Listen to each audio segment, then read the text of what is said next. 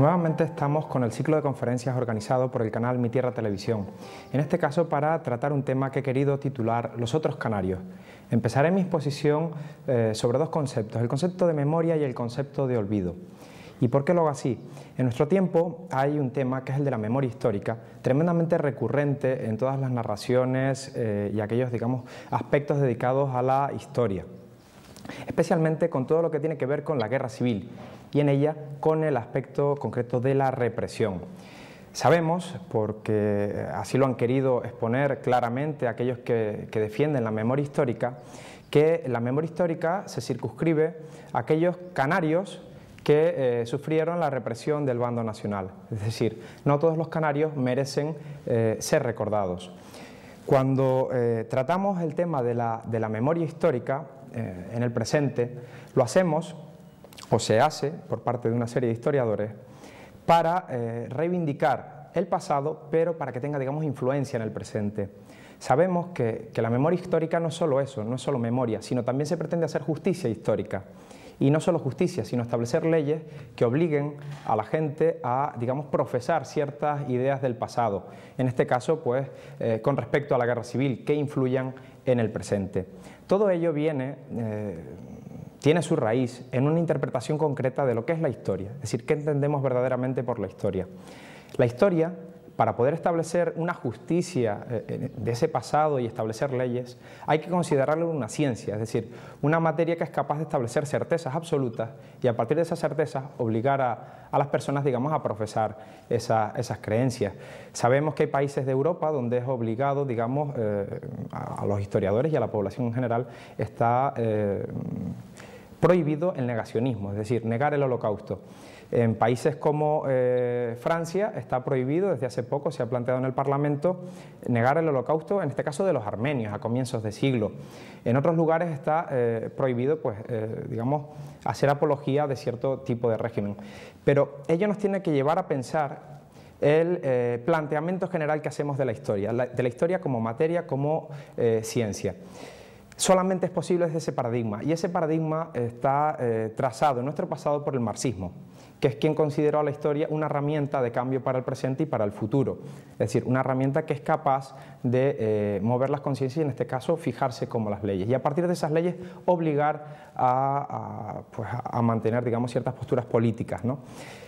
De ello escribía un autor como George Orwell, también lo hizo Huxley o Bergson. Últimamente hemos podido leer sus obras reeditadas. Y estos autores normalmente solían comenzar, cuando definían a los estados totalitarios, por el Ministerio de la Verdad. Es decir, aquel que trataba de establecer qué era verdad y qué no era verdad, y obligar a la población a profesar esa fe. Y a partir de ahí se edificaba el estado totalitario.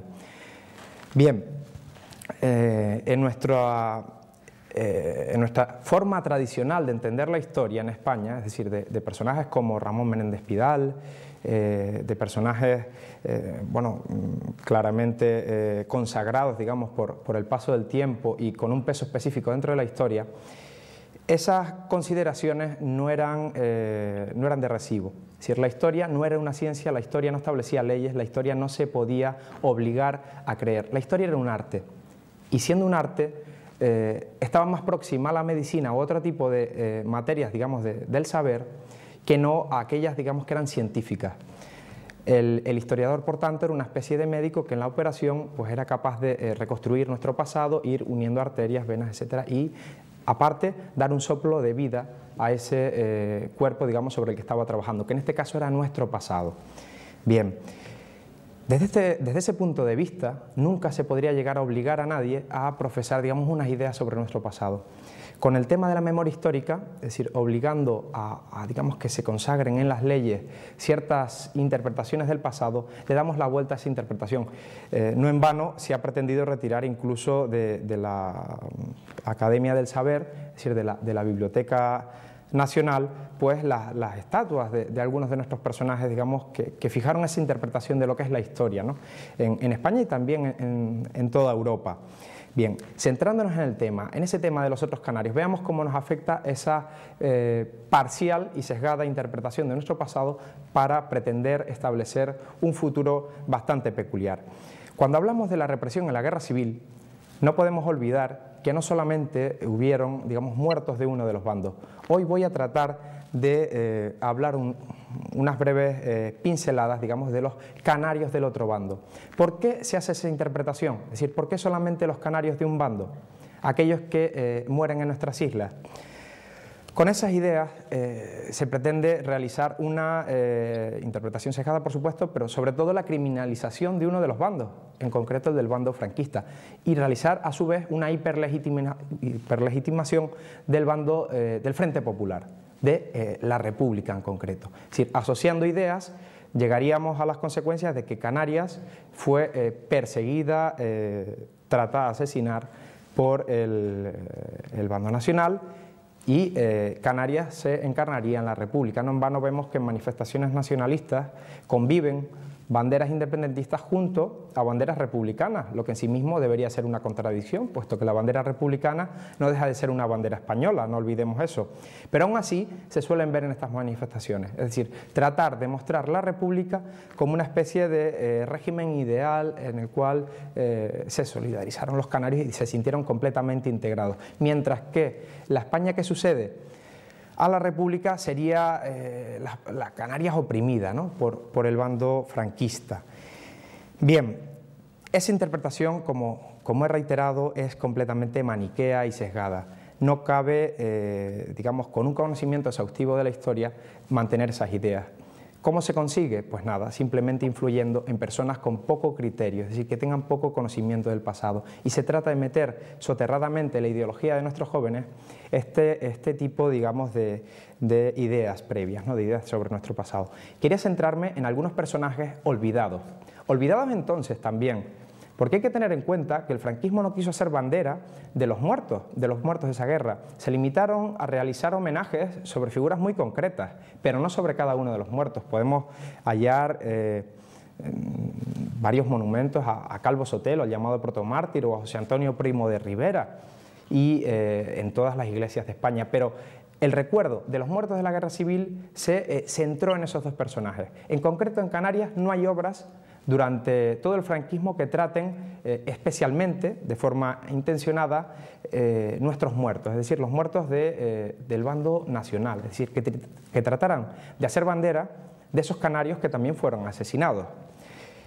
Por ello, los historiadores de la democracia y de los años posteriores, cuando dicen que vienen a rectificar y a devolver al presente, digamos, a los olvidados, se olvidan de que fueron olvidados todos, es decir, que no fueron olvidados solamente los del Frente Popular, sino también los del bando nacional.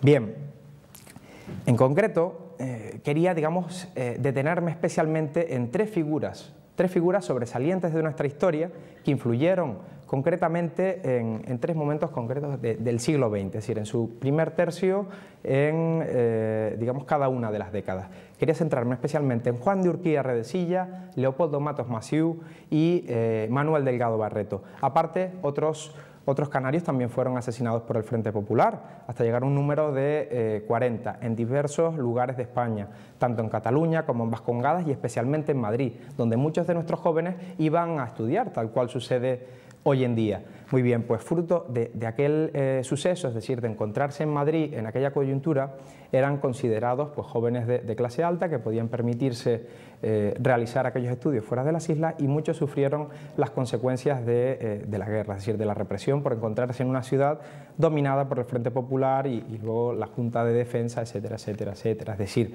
de los padecimientos propios del Madrid de la guerra civil. Bien, empecemos por don Juan de Urquía Redecilla. Este señor, nacido en Santa Cruz de Tenerife, completamente olvidado en los libros de historia, por supuesto, fue un auténtico héroe en nuestro pasado. No en vano combatió en la Guerra de Cuba, hizo causa de la defensa de la españolidad de aquellas tierras, se enfrentó a los que pretendían segregar aquel territorio de la monarquía española y convertirlo en independiente. Era consciente, y así lo reflejó en sus escritos, de que aquella independencia no era más que un cambio de dominio. Se iba a cambiar el dominio español por el dominio americano, que fue lo que se produjo de los Estados Unidos al cabo de de un par de años, es decir, el establecimiento pues ya de una colonia verdaderamente, es decir, lo que querían dejar de ser los cubanos fue lo que se convirtieron a la vuelta de la independencia. Pues don Juan de Urquía, combatiendo en el campo de batalla y también combatiendo con la pluma porque era periodista, reflejó aquellos acontecimientos e hizo calar en la conciencia de los españoles, puesto que publicaba también en Madrid, los avatares de aquella guerra. Varias veces fue capitán de milicias, realizó pues actos heroicos y así lo dejó grabado, digamos, para el porvenir en un libro. Bien, don Juan de Urquía fue miembro del Partido Liberal, es decir, no era precisamente en esa España de comienzos del siglo XX lo que podríamos decir un derechista, es decir, una persona vinculada a la derecha pues, tradicional. Su profesión era la de periodista y así lo fue durante mucho tiempo, y el periodismo no era una profesión, digamos, que permitiera pues grandes desahogos económicos, al contrario, les obligaba a cotidianamente, digamos, escribir y escribir columnas casi sin parar. Aparte fue militar durante la guerra, ¿no? Bien, a su regreso a Canarias fue uno de los líderes del Partido Liberal y no se presentó a candidaturas por nuestras islas, llegando a ser incluso diputado. Lo fue también en Ciudad Real. Es más, en los años de la primera década del siglo XX, en Cataluña, don Juan de Urquía fue parte de un partido que trató de organizar un regionalismo, digamos, interclasista, es decir, que fuera desde la izquierda, que afectara a varias clases sociales y aparte que incluyera tanto a la izquierda del régimen, de la restauración, como a la derecha, incluso aquellos que se salían por la derecha, digamos el carlismo, ¿no? Pues bien, dentro de aquella solidaridad catalana estaban inmersos pues, todos estos partidos, desde la izquierda hasta la derecha. Don Juan de Urquía participó como liberal, pero prontamente se dio cuenta, digamos, de las grandes contradicciones que provocaba aquel movimiento. Es decir, había grandes diferencias entre esa izquierda liberal, la izquierda republicana, la izquierda socialista, la izquierda anarquista y por la otra parte los conservadores y los carlistas, es decir, planteamientos muy distintos de lo que era la realidad catalana. Y inmediatamente comienza a escribir en la prensa madrileña, en la prensa liberal madrileña, en concreto en el periódico que lleva ese nombre, artículos denunciando la manipulación que suponía el uso del sentimiento regional en un lugar como es Cataluña, tan sensible hoy y entonces, ¿no? a este problema, a este tema. Bien, pues don Juan de Urquía trató de reflejar, digamos, esas contradicciones en la prensa de Madrid. Fruto de esa postura, pues fue apartado de aquella solidaridad y tuvo que trasladarse a Madrid y desde allí continuar por sus campañas periodísticas ya sobre otros temas. Participó de la estructura del gobierno de la Restauración, en los gobiernos de Romanones y finalmente, como decía con anterioridad, llegó a ser diputado. Bien, al paso del tiempo, don Juan de Urquía, digamos, se apartó de la política y se centró simplemente en la cuestión periodística, es decir, realizando artículos de fondo, denunciando la situación a la que estaba abocada la España de la Restauración, que era un enfrentamiento civil. Él ya lo notaba perfectamente, es decir, el caciquismo, el sistema ese tan constreñido del turno de partidos, provocó muchos problemas que salieron a la luz tiempo después. Don Juan de Urquía se apartó de la política, pero trató de reflejarlo en la prensa. Ya durante la dictadura, pues nada, simplemente siguió colaborando en la prensa y al llegar a la República ya era una persona tremendamente mayor. Contaba ya con 72 años en el comienzo de este régimen. Estaba casado en Madrid y ya digamos que estaba también retirado de esa vida de periodista. Pues bien, en el año 36, en el mes de agosto, don Juan de Urquía fue sacado de su casa de Madrid, en la calle de Goya, y llevado, tal cual el procedimiento de entonces en el Madrid republicano, Frente Populista, a la Dirección General de Seguridad.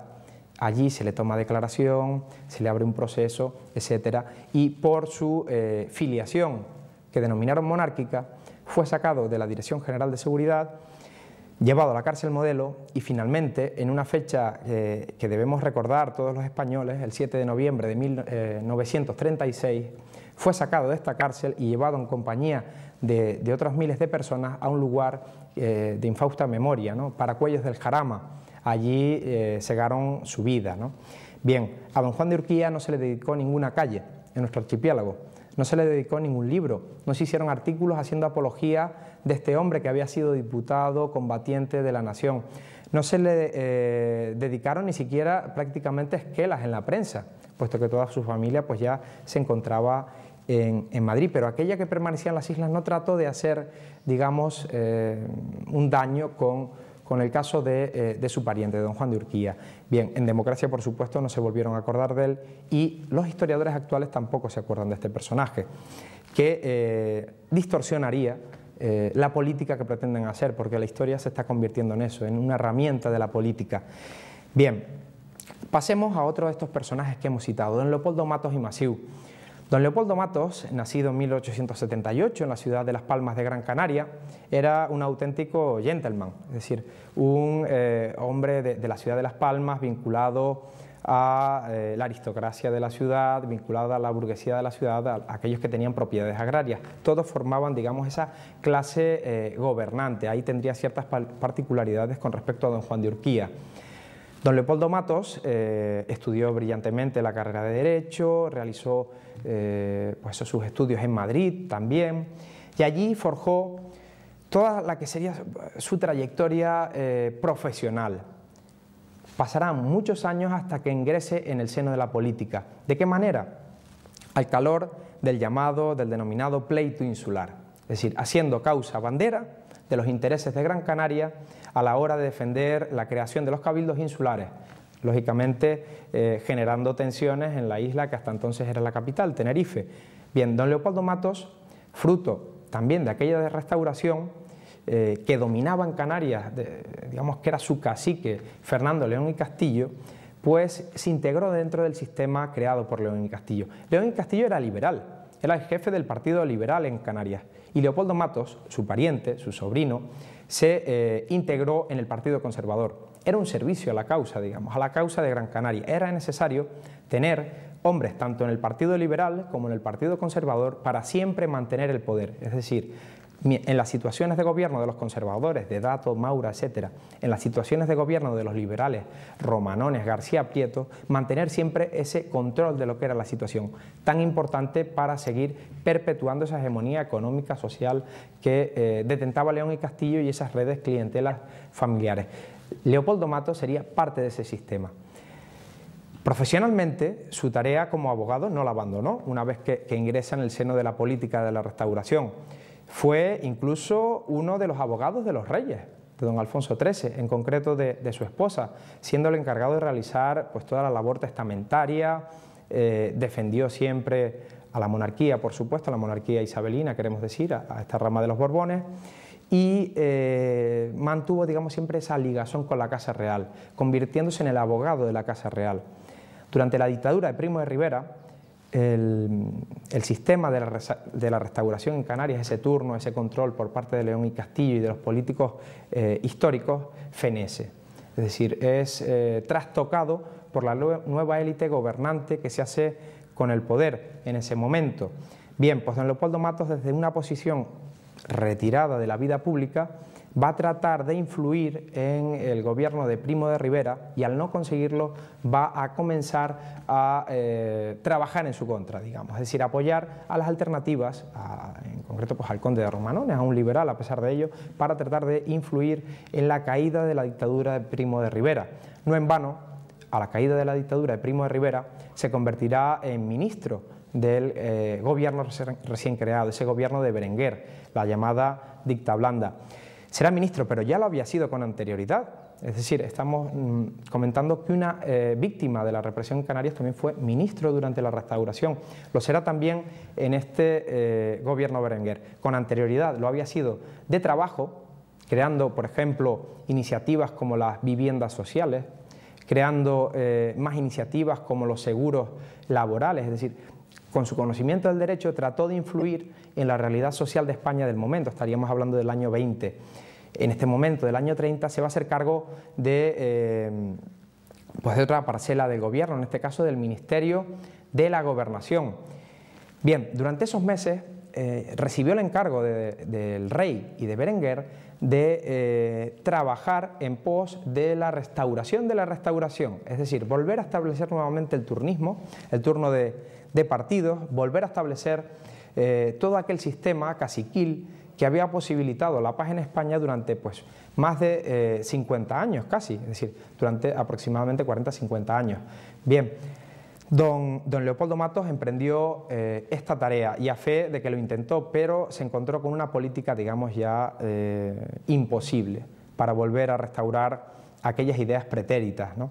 Es decir, la dictadura había permitido que sindicatos como la UGT se hicieran con el poder sindical, que partidos como el socialista crecieran, que las cuestiones sindicales, obreras, etcétera, tomaran un nuevo protagonismo y ya no era posible vivificar las estructuras pretéritas que pretendían simplemente gobernar a España con una pequeña clase de, pues social, ¿no? En base a una pequeña clase social. Ese régimen, digamos, ya había fenecido. Don Leopoldo Matos no consiguió, por tanto, restaurar esa restauración que hemos dicho, ¿no? Se tuvo que enfrentar a multitud de problemas sociales, ¿no? Incluso sublevaciones, como la de Jaca, protagonizada por el hermano de Francisco Franco, por don Ramón Franco, que en ese momento profesaba ideas republicanas y filoanarquistas. Leopoldo Matos, apoyado en su lugarteniente de la Dirección General de Seguridad, Emilio Mola, trató de, digamos, eliminar todos esos brotes que trataban de ir en contra del sistema que estaba tratando de restaurar. Bien, don Leopoldo Matos fue el encargado, desde el Ministerio de la Gobernación, de generar, digamos, los diputados que debían de acudir a aquellas cortes que debían ser las nuevas Cortes de la Restauración, con Alfonso XIII de monarca y, digamos, con toda la estructura de ese antiguo régimen. No pudo, fue incapaz de conseguir candidatos suficientes, apoyos para mantener ese régimen de don Dámaso Berenguer. Constantemente se exigían responsabilidades por las cuales debía, digamos, de pagar no solo la dictadura, es decir, la dictadura del general Primo de Rivera, sino también la monarquía, la propia monarquía, por haber posibilitado la llegada de este régimen, a pesar de haber inaugurado, digamos, una etapa de concordia en el plano social con partidos como el socialista, como hemos dicho con anterioridad, o con organizaciones obreras como la UGT. Don Leopoldo Matos se encontró con pues esa falta de candidatos, esa falta de apoyos sociales, falta de apoyos entre los liberales, sobre todo, es decir, entre la que debía ser la oposición del sistema. Se pasaron, digamos, durante ese año de 1930 y comienzos del 31, varias de las antiguas figuras del Partido Liberal a la causa republicana. De ello, pues son tremendamente conocidos personajes como Alcalá Zamora, Miguel Maura, etcétera, que comenzaron a dar testimonio público de su abandono del credo monárquico y el paso hacia adelante, digamos, practicando a partir de ahora el republicanismo. Y no solo eso, sino dando mítines y colaborando con los que eran hasta entonces, digamos, marginales dentro del régimen de la Restauración, los partidos obreros, en concreto el Partido Socialista. Se forma una gran entente de esos partidos antimonárquicos que aspiran a derrocar a la dictadura y pues bueno, ese gran grupo consigue finalmente hacerse con el poder. Don Leopoldo Matos fue sustituido y don Dámaso Berenguer al frente del gobierno por un gabinete, digamos, gobernado por el que era entonces Partido Liberal, por el conde de Romanones, que colocó en la mayoría de los gabinetes pues, a sus afines, tratando de salvar a esa monarquía que habían estado debilitando durante este año de 1930. Bien, pues todas esas tareas en contra de la monarquía, en contra del gobierno de Berenguer, tuvieron como consecuencia finalmente la caída del régimen de Alfonso XIII. Pero no por la convocatoria que tenía prevista Leopoldo Matos de elecciones a diputados, sino por una sucesiva de elecciones municipales. En esas elecciones municipales consiguió vencer mayoritariamente las candidaturas monárquicas, pero se interpretó el resultado en las principales ciudades de triunfo de esa conjunción republicana como un éxito general de los republicanos, y así lo entendieron los propios monárquicos, que aceptaron el resultado y no plantearon batalla ni en las calles ni, digamos, desde las tribunas, ¿no? Aceptaron ese resultado los monárquicos, pero también el rey, convencido por esos que creía firmes apoyos. En concreto, don Leopoldo Matos aconsejó al rey de entonces, Alfonso XIII, y a su familia abandonar España, como lo hicieron buena parte pues, de esos políticos de esa élite que ya había sido su apoyo durante la Restauración. Durante la República, Leopoldo Matos trató siempre de hostigar en todo lo posible a ese régimen, desde su posición de privilegio, desde la abogacía, desde sus empresas, es decir, desde ese ámbito privilegiado a la hora de influir en la sociedad, trató siempre de dinamitar la República. Y esa tarea, digamos, de debilitar lo que era la República, la realiza en compañía, digamos, de otros monárquicos, de otros liberales arrepentidos de su obra, digamos, durante ese año 30, durante ese año 31. Abandona ya en el año 34 cualquier tentativa de volver al Parlamento, de ejercer la tribuna parlamentaria, y va retirándose de todos los acontecimientos.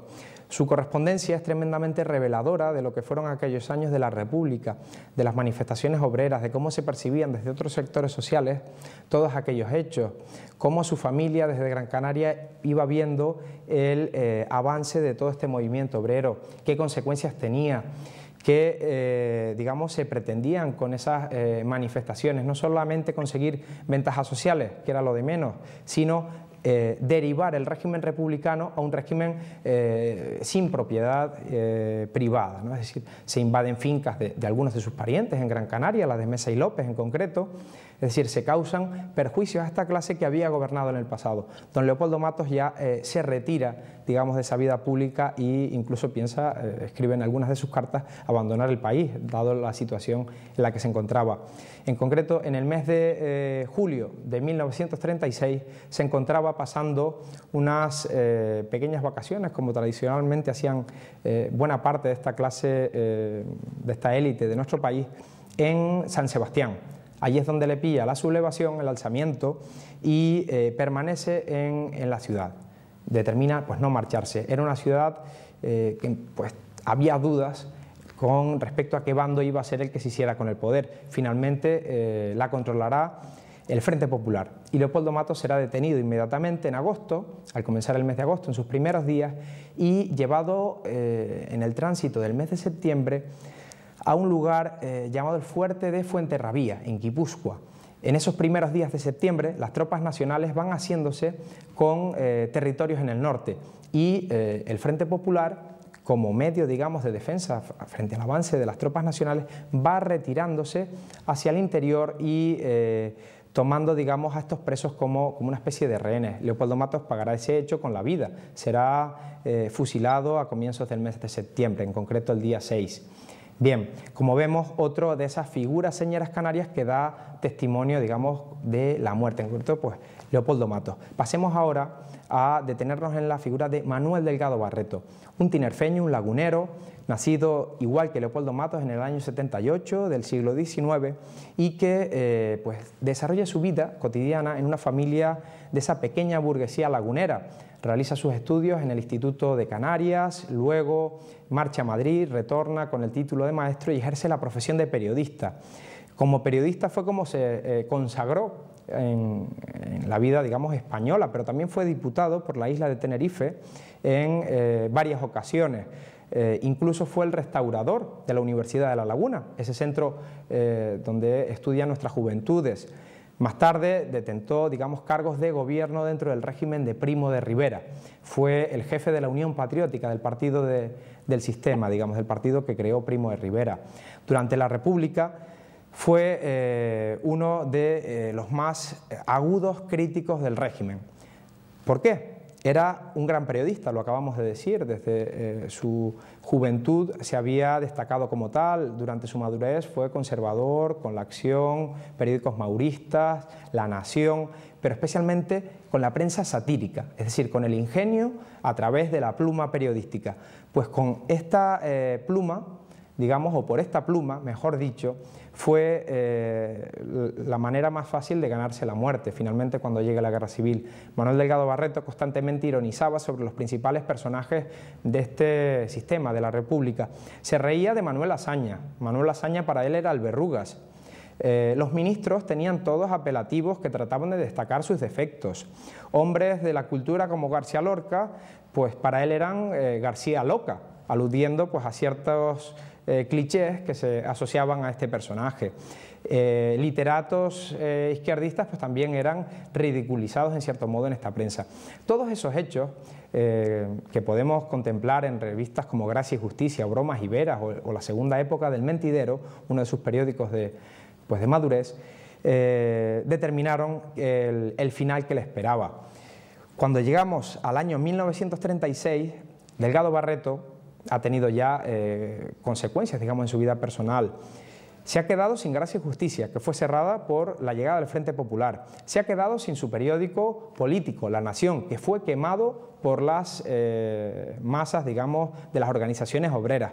Se ha quedado también sin, digamos, ese sustento diario en el resto de su prensa también pues bloqueada, ¿no?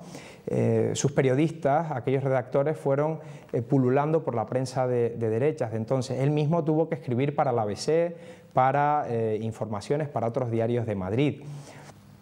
Cuando llegamos a julio del 36, Manuel Delgado Barreto emprendía un nuevo proyecto, el periódico El Mentidero, La Segunda Época, con la que trataba de volver a la vida pública, pero también de una manera satírica, y le va a pillar el asesinato de Calvo Sotelo, ese hecho que va a hacer inmediata el inicio de la sublevación, del alzamiento y el comienzo de la guerra civil por la respuesta de las organizaciones obreras del Frente Popular. El día 19 de julio, Delgado Barreto es detenido en su casa de Carabanchel y llevado a la Dirección General de Seguridad, como veíamos con don Juan de Urquía, y finalmente a la cárcel Modelo. Ese mismo día, el 7 de noviembre, igual que don Juan de Urquía, es sacado de la cárcel Modelo y asesinado en compañía de varios de sus familiares en ese lugar de infausto recuerdo, repito, de Paracuellos del Jarama. Bien, Delgado Barreto sí tuvo ciertos premios durante el régimen de Franco, pero se circunscribieron a una pequeña calle en la zona de la actual Argüelles, de Princesa, en Madrid. Cuando llega la democracia, el alcalde Tierno Galván, el profesor, el llamado profesor, retira el nombre de esta calle. ¿Qué pretendía? Tratar de borrar la memoria de este personaje que tanto daño le había hecho al Frente Popular, a esas figuras de la República. Nuestra ciudad de La Laguna todavía conserva testimonio de la labor de este personaje en nuestras islas, creando la universidad. Bien, pues Delgado Barreto, gracias a Dios, y no se sabe por cuánto tiempo, conserva esta calle. Esperemos que se perpetúe en el tiempo, no solo por ese ingenio como periodista, por esa capacidad de reírse de la política del presente con gracia, con finura, con cierto estilo incluso, y también por todas las obras que realizó en nuestra tierra, esa universidad, las gratificaciones a los maestros, a los funcionarios, es decir, toda una labor ingente en beneficio de nuestra isla. Bueno, pues esa calle, digamos, que rinde culto, es el único personaje, digamos, de los represaliados durante la guerra del bando nacional que sí que ha tenido cierto reflejo en el nomenclátor de nuestras ciudades. Bien, otra serie de canarios han sido completamente olvidados, no solo entonces, sino también ahora, repetimos.